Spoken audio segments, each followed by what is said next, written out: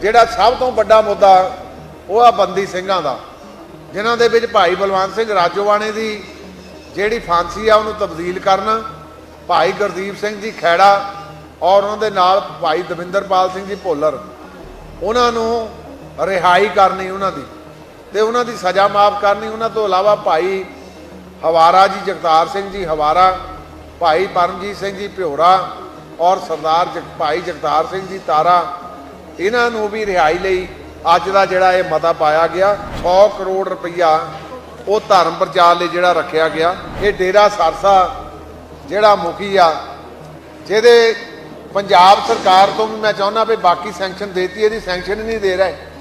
ਕਿਹੜੀ ਗੱਡੀ ਇਹ ਗੱਲ, ਕਿੱਡਾ ਕਿ ਇਹ ਕਾਰਜ ਆ 2 ਸਾਲ ਦਾ ਉਵੇਂ ਪਿਆ, ਸਰਕਾਰ ਉਹਦੇ ਤੇ ਚੁੱਪ ਬੈਠੀ ਆ। ਤੇ ਹੁਣ ਤਾਂ ਜਿਹੜਾ ਸਾਡੇ ਉਹਨਾਂ ਦਾ ਪ੍ਰਦੀਪ ਕਲੇਰ ਆ, ਉਹਨੇ 164 ਦੀ ਸਟੇਟਮੈਂਟ ਵੀ ਕੋਰਟ 'ਚ ਦੇ ਦਿੱਤੀ ਆ, ਕਨਫੈਸ਼ਨ ਵੀ ਉਹਦਾ ਆ ਗਿਆ। ਉਹਦੇ ਵਿੱਚ ਇਹ ਹਨੀਪ੍ਰੀਤ ਜਿਹੜੀ ਉਹਨਾਂ ਦੀ ਕਰਤਾ ਧਰਤਾ ਸੀ ਉਹਦਾ ਨਾਮ ਵੀ ਆ ਗਿਆ। ਤੇ ਪੰਜਾਬ ਸਰਕਾਰ ਤੋਂ ਮੰਗ ਕੀਤੀ ਆ ਕਿ ਇਹਨਾਂ ਤੁਰੰਤ ਦੋਹਾਂ ਨੂੰ ਇਸ ਕੇਸ ਦੇ ਵਿੱਚ ਜਿਹੜਾ ਗ੍ਰਿਫਤਾਰ ਕੀਤਾ ਜਾਵੇ।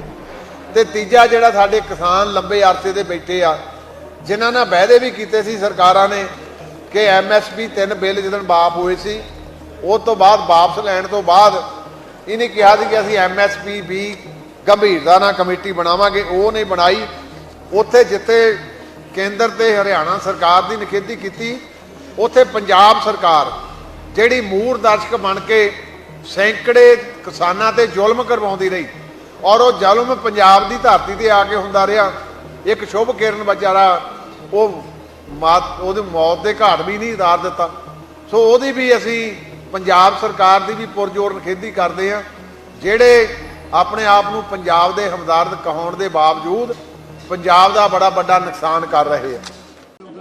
ਅੱਜ ਦਾ ਸ਼੍ਰੋਮਣੀ ਗੁਰਦੁਆਰਾ ਪ੍ਰਬੰਧਕ ਕਮੇਟੀ ਦਾ ਬਜਟ ਇਜਲਾਸ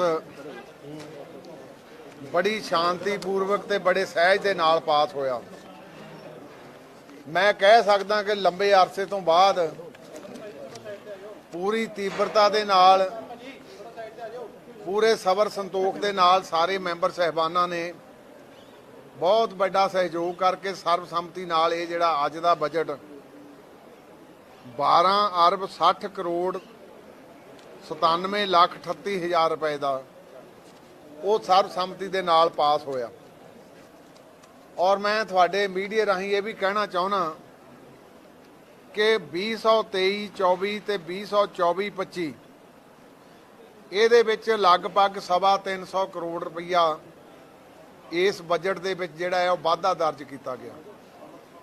ਸ਼੍ਰੋਮਣੀ ਗੁਰਦੁਆਰਾ ਪ੍ਰਬੰਧਕ ਕਮੇਟੀ ਦੀ ਕੋਈ ਆਮਦਨ ਹੋਰ ਢੰਗ ਦੀ ਨਹੀਂ, ਕੇਵਲ ਤਾਂ ਕੇਵਲ ਸਭ ਤੋਂ ਵੱਡੀ ਆਮਦਨੀ ਦੀ ਗੋਲਕਾਂ ਦੀ, ਜਾਂ ਇਹਦੇ ਕੋਲ ਜਿਹੜੀਆਂ ਜਾਇਦਾਦਾਂ ਐਗਰੀਕਲਚਰ ਲੈਂਡ ਆ, ਦੁਕਾਨਾਂ ਆ, ਜਾਂ ਇਹਨਾਂ ਕੋਲ ਬੈਂਕਾਂ ਦੇ ਵਿੱਚ ਪਈਆਂ FDRs, ਉਹ ਆਮਦਨ ਹੁੰਦੀ ਸਾਰੀ ਇਹਦੀ। ਪਰ ਫਿਰ ਵੀ ਇਹਦੀ ਜਿਹੜੀ ਐਤਕੀ ਉਹ ਵੰਡ ਕੀਤੀ ਗਈ ਆ, ਉਹ ਬੜੇ ਸੁਥਰੇ ਢੰਗ ਦੇ ਨਾਲ ਉਹ ਸਾਰੀ ਕੀਤੀ ਗਈ ਆ। ਔਰ ਉਹਦੇ ਵਿੱਚ ਜਿਹੜਾ ਵੱਡਾ ਖਰਚ, ਜਿਹੜਾ ਸਭ ਤੋਂ ਵੱਡਾ ਖਰਚ ਤਨਖਾਹਾਂ ਦਾ, ਇਹ ਤਨਖਾਹਾਂ ਲਈ ਇਹਦੇ ਵਿੱਚ 5 ਅਰਬ 33 ਕਰੋੜ 17 ਹਜ਼ਾਰ 227 ਰੁਪਏ ਰੱਖੇ ਗਏ, ਕਿਉਂਕਿ ਇਹ ਸਾਰਾ ਕੰਬਾਈਨਡ ਆ ਸਾਡੇ ਐਜੂਕੇਸ਼ਨ ਅਦਾਰਿਆਂ ਦਾ ਵੀ ਤੇ ਸਾਡੇ ਸ਼੍ਰੋਮਣੀ ਗੁਰਦੁਆਰਾ ਪ੍ਰਬੰਧਕ ਕਮੇਟੀ ਦਾ ਵੀ। ਇਹ ਤੋਂ ਇਲਾਵਾ ਪੰਥਕ ਕਾਰਜਾਂ ਲਈ ਇਸ ਵਾਰ 7 ਕਰੋੜ 16 ਲੱਖ 73 ਹਜ਼ਾਰ ਰੁਪਏ ਰੱਖੇ ਗਏ ਆ, ਜਿਹੜੇ ਵੱਖ-ਵੱਖ ਕਾਰਜ ਆ। ਲੋਕ ਭਲਾਈ ਦੇ ਕਾਰਜ, ਗਰੀਬ ਬਿਮਾਰਾਂ ਤੇ ਲੋੜਵੰਦਾਂ ਲਈ ਸਹਾਇਤਾ ਲਈ ਇਹਦੇ ਵਿੱਚ 6 ਕਰੋੜ 88 ਲੱਖ ਰੁਪਏ ਜਿਹੜੇ ਉਹ ਰੱਖੇ ਗਏ ਆ।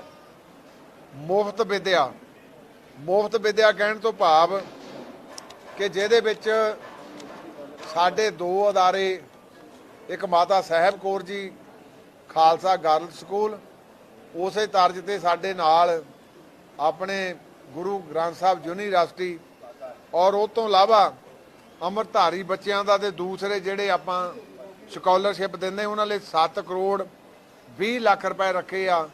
ਮੇਰਾ ਖਿਆਲ ਹੁਣ ਦੇ ਸਾਰੇ ਬਜਟਾਂ ਦੇ ਵਿੱਚੋਂ ਇਹ ਵੱਡਾ ਬਜਟ ਆ। ਵਿਦਿਅਕ ਸੰਸਥਾਵਾਂ ਲਈ ਜਿਹੜੇ ਆ ਉਹ ਤਕਰੀਬਨ ਜਿਹੜੇ ਲਮਸਮ ਜਿਹੜੇ ਆ ਉਹ 67 ਕਰੋੜ 60 ਲੱਖ ਰੁਪਏ ਰੱਖੇ ਆ। ਇਹਦੇ ਵਿੱਚ ਕਿਉਂਕਿ ਸਾਡਾ ਜਿਹੜਾ ਵਿਦਿਆ ਦਾ ਫੰਡ ਅਸੀਂ ਐਤਕੀ ਰੱਖਿਆ ਜਿਹੜਾ ਗੁਰਦੁਆਰਾ ਸਾਹਿਬਾਨ ਤੋਂ 41 ਕਰੋੜ ਔਰ ਵਿਦਿਅਕ ਅਦਾਰਿਆਂ ਦੇ ਇਨਫਰਾਸਟ੍ਰਕਚਰ ਤੇ ਨਵੀਨੀਕਰਨ ਲਈ 2 ਕਰੋੜ ਰੁਪਏ, ਵਿਦਿਅਕ ਅਦਾਰਿਆਂ ਦੀ ਇਮਾਰਤ ਰੰਗ ਰੋਗਨ ਲਈ 2 ਕਰੋੜ ਰੁਪਏ, ਨਵੀਆਂ ਇਮਾਰਤਾਂ ਦਾ ਨਵੀਨੀਕਰਨ ਕਰਨ ਲਈ 1 ਕਰੋੜ 60 ਲੱਖ ਰੁਪਏ, ਮੀਰੀ ਪੀਰੀ ਇੰਸਟੀਚਿਊਟ ਸ਼ਾਹਬਾਦ ਮਰਕੰਡਾ 8 ਕਰੋੜ ਰੁਪਏ ਤੇ ਗੁਰੂ ਗ੍ਰੰਥ ਸਾਹਿਬ ਯੂਨੀਵਰਸਿਟੀ ਲਈ 8 ਕਰੋੜ ਰੁਪਏ, ਸਹਾਇਤਾ ਇਮਾਰਤਾਂ ਤੇ ਰੰਗ ਰੋਗਨ ਆਦਿ 5 ਕਰੋੜ ਰੁਪਏ। ਸੋ ਇਹ ਵੱਡਾ ਖਰਚ ਸੀ ਜਿਹੜਾ 67 ਕਰੋੜ ਰੁਪਈਆ ਸਾਡਾ ਜਿਹੜਾ ਆ ਉਹ ਐਜੂਕੇਸ਼ਨ ਤੇ ਰੱਖਿਆ ਗਿਆ। ਇਸੇ ਤਰਜ਼ ਤੇ ਜਿਹੜਾ ਸਾਡਾ ਧਰਮ ਪ੍ਰਚਾਰ ਦਾ ਆ ਉਹ ਵੀ ਵੱਡਾ ਬਜਟ ਆ, ਉਹਦੇ ਲਈ ਵੀ ਐਤਕੀ ਬੜਾ ਵੱਡਾ ਬਜਟ ਰੱਖਿਆ ਗਿਆ ਕਿਉਂਕਿ ਉਹਦਾ ਕਾਰਨ ਇਹ ਆ ਕਿ ਉਹਦੇ ਵਿੱਚ ਤਕਰੀਬਨ ਸਾਡਾ 1 ਅਰਬ ਰੁਪਈਆ ਜਿਹੜਾ ਆ 100 ਕਰੋੜ ਰੁਪਈਆ ਉਹ ਧਰਮ ਪ੍ਰਚਾਰ ਲਈ ਜਿਹੜਾ ਰੱਖਿਆ ਗਿਆ। ਸੋ ਗੁਰੂ ਸਾਹਿਬ ਕਿਰਪਾ ਕਰਨ। ਉਹ ਤੋਂ ਇਲਾਵਾ ਇੱਕ ਐਤਕੀ ਫੈਸਲਾ ਇਹ ਵੀ ਕੀਤਾ ਗਿਆ ਕਿ ਜਿਹੜੀ ਸਾਡੇ ਨਿਸ਼ਚੈ ਅਕੈਡਮੀ IAS IPS ਲਈ ਚੱਲ ਰਹੀ ਆ ਉਹਦਾ ਸਾਲ ਅਪ੍ਰੈਲ 'ਚ ਪੂਰਾ ਹੋ ਗਿਆ।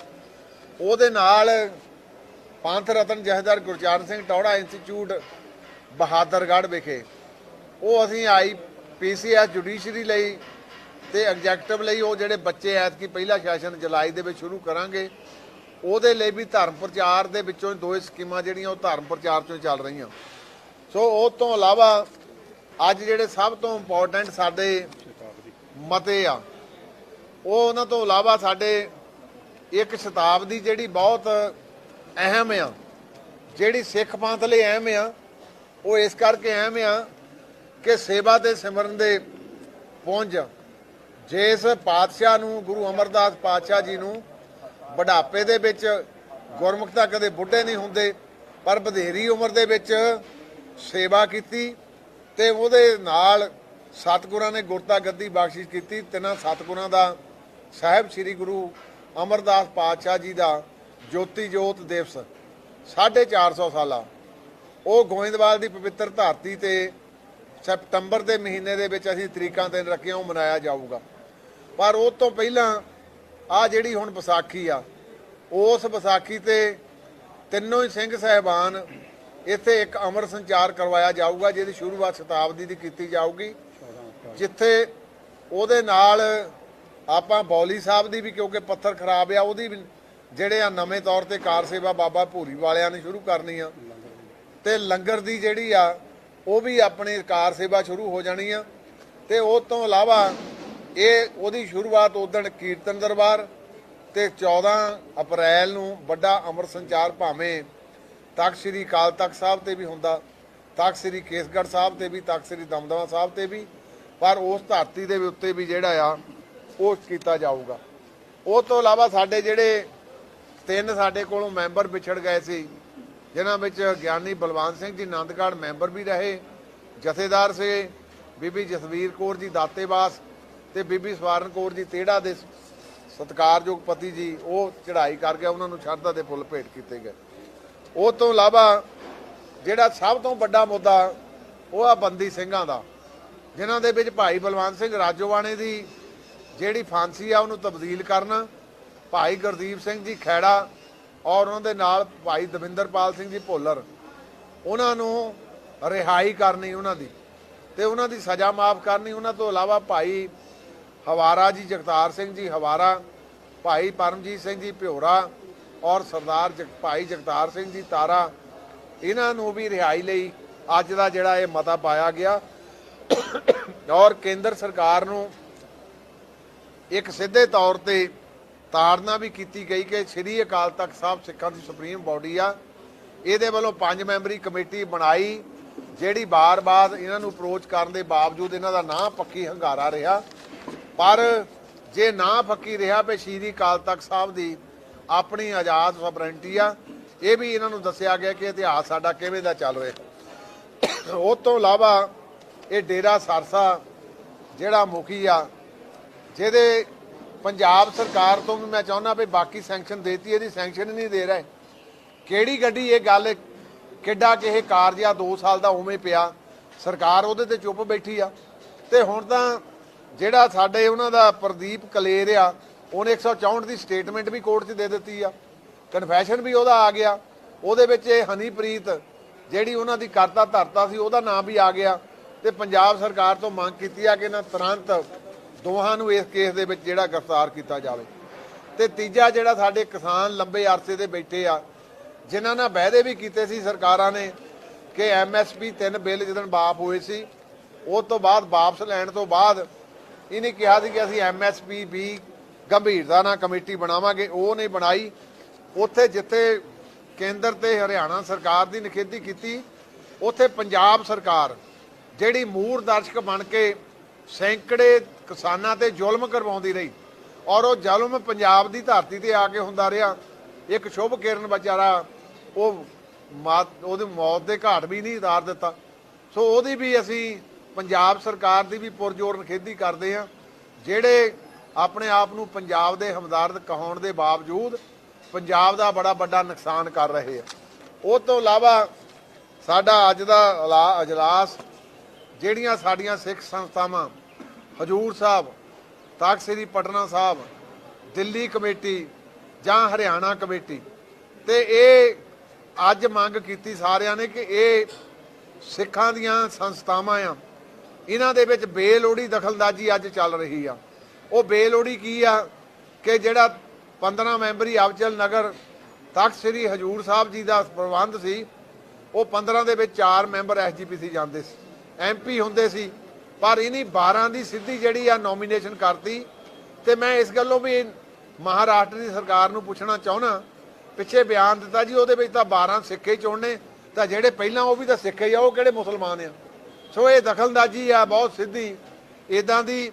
ਤੇ ਉਸ ਤੋਂ ਇਲਾਵਾ ਜਿਹੜੀ ਹਰਿਆਣੇ ਦੇ ਵਿੱਚ ਅੱਜ ਵੀ ਛੇੜਛਾੜ ਜਾਰੀ ਆ, ਉਹਦੇ ਉੱਤੇ ਵੀ ਅੱਜ ਦਾ ਜਿਹੜਾ ਸਾਡਾ ਇਜਲਾਸ ਆ ਉਹ ਗੰਭੀਰਤਾ ਨਾਲ ਉਹਨਾਂ ਦੀ ਪੁਰਜ਼ੋਰ ਜਿਹੜੀ ਆ ਉਹ ਨਿਖੇਧੀ ਵੀ ਕਰਦਾ ਔਰ ਨਿਖੇਧੀ ਨਹੀਂ ਕਰਦਾ, ਉਹਨਾਂ ਨੂੰ ਅਪੀਲ ਵੀ ਕੀਤੀ ਆ ਕਿ ਕਿਉਂਕਿ ਸ਼੍ਰੋਮਣੀ ਗੁਰਦੁਆਰਾ ਪ੍ਰਬੰਧਕ ਕਮੇਟੀ ਦਾ ਹਿੱਸਾ ਆ, ਹਾਲੇ ਵੀ ਹਿੱਸਾ ਬਣਾਇਆ ਜਾ ਸਕਦਾ ਕਿਉਂਕਿ ਸੈਂਟਰਲ ਐਕਟ ਆ, ਪਾਰਲੀਮੈਂਟ 'ਚ ਪਾਸ ਕਰਕੇ ਸਟੇਟ ਦੇ ਜਿਹੜੇ ਰਾਈਟ ਖਤਮ ਹੋ ਸਕਦੇ ਆ।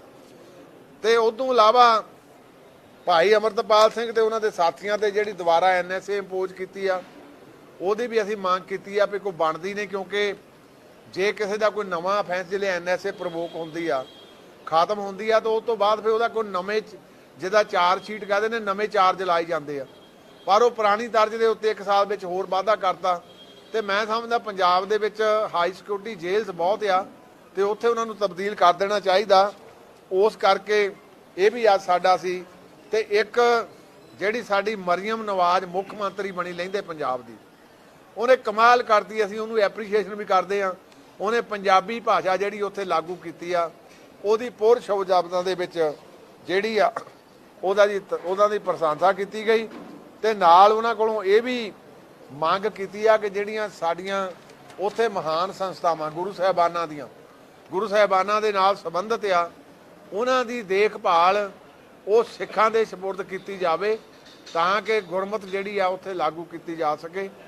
ਉਹ ਤੋਂ ਇਲਾਵਾ ਸਾਡੇ ਇਤਿਹਾਸਕ ਸਥਾਨ ਗਿਆਨ ਗੋਦੜੀ, ਡਾਂਗਮਾਰ, ਬਾਬਲੀ ਮੱਠ, ਮੱਗੂ ਮੱਠ, ਜਗਨਨਾਥਪੁਰੀ ਪੰਜਾਬੀ ਮੱਠ ਤੇ ਗੁਰਦੁਆਰਾ ਤਪੋ ਸਥਾਨ ਅਰੁਣਾਚਲ ਪ੍ਰਦੇਸ਼ ਦੇ ਵਿੱਚ ਜਿਹੜੇ ਸਾਡੇ ਧਾਰਮਿਕ ਸਥਾਨ ਗੁਰੂ ਸਾਹਿਬਾਨਾਂ ਦੇ ਸਥਾਨ ਆ, ਉਹਨੂੰ ਸੈਂਟਰ ਸਰਕਾਰ ਨੂੰ ਵੀ ਤੇ ਬਾਕੀ ਦੀਆਂ ਸਰਕਾਰਾਂ ਤੋਂ ਵੀ ਮੰਗ ਕੀਤੀ ਆ ਕਿ ਸੁਰੱਖਿਅਤ ਜਿਹੜੇ ਆ ਉਹ ਸਾਡੇ ਸਪੁਰਦ ਕੀਤੇ ਜਾਣ, ਕਿਉਂਕਿ ਉੱਥੇ ਬੇਲੋੜੀ ਦਖਲਅੰਦਾਜ਼ੀ ਕਰਕੇ ਕਿਸੇ ਦੀ ਬਿਲਡਿੰਗ ਢਾਹਤੀ, ਕਿਸੇ ਨੂੰ ਹੋਰ ਨੁਕਸਾਨ ਪਹੁੰਚਾਇਆ।